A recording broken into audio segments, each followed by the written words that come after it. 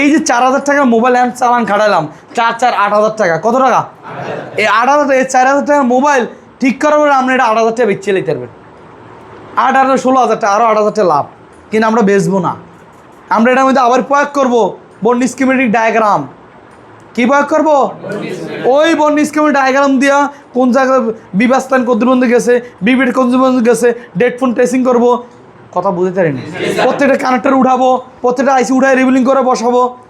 তারপরে যদি নষ্ট করে এলাম, লন্ড বন্ড করে লাইলেন, তাও এয়ার স্প্রে বেচা যাবো, রিঙ্গার বেচা যাবো, এই যে বডিটি কিনছেন এটি বেচা যাবো না? বেচা যাবো না মনে হয়। ডিসপ্লে কি বেচা যাবো না? ডিসপ্লে আর লন্ড বন্ড করবেন না, বোর্ডের লন্ড বন্ড করবেন, সব উঠানোর পরে। এরপরে কি করা যাবে?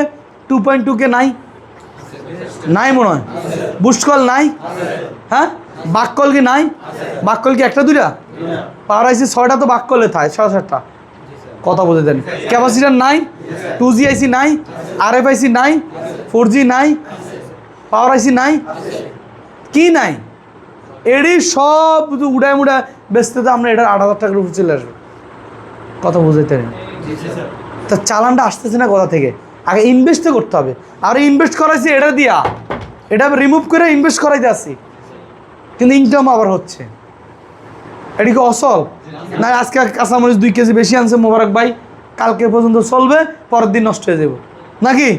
নাকি কাঁচামরিচ এটি, নাকি পেঁয়াজ রসুন, এটা আজ জীবন রাখলো কিছু হবে?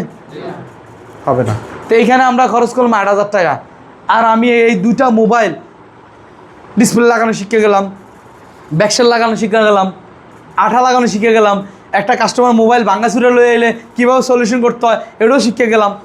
অথবা ডেট কিনলাম, ডেট সলিউশন করলাম, না করতে পারলে আবার এই স্যারের সহযোগিতা নিব।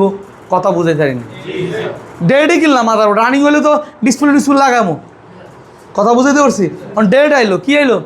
এই ডেটটা ঠিক করবো ডায়াগ্রাম দেওয়া, যদি না পারি তাহলে কাস্টমারটাও পারবো না।